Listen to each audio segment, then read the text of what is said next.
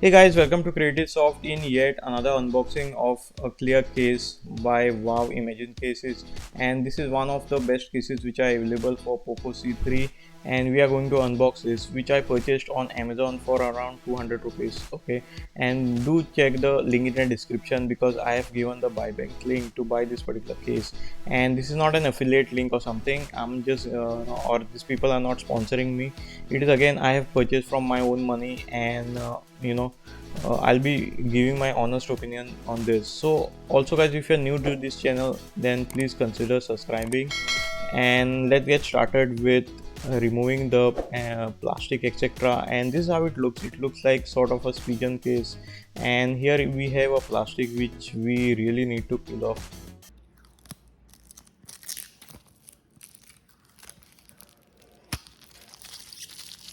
Upon removing this particular case guys, let's check out how it is. And if you like this kind of videos guys, please hit that like button, helps my channel a lot, and do share this kind of case videos with your friends and families who own the POCO C3 and who would like to buy this particular case. And looking at the build quality, etc., it is quite flexible, and the rubber bumpers which we have it over here, they are quite stable, I would say.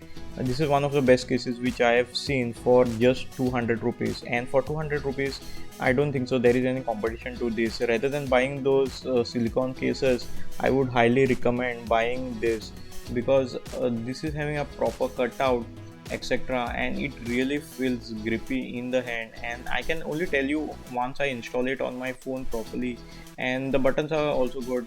Here there is some space over here, and let me just check some other things. The glass is quite good. I mean, you get an acrylic sheet over here at the back, and if you see the bumpers guys, they are very good, and just feels bit of premium.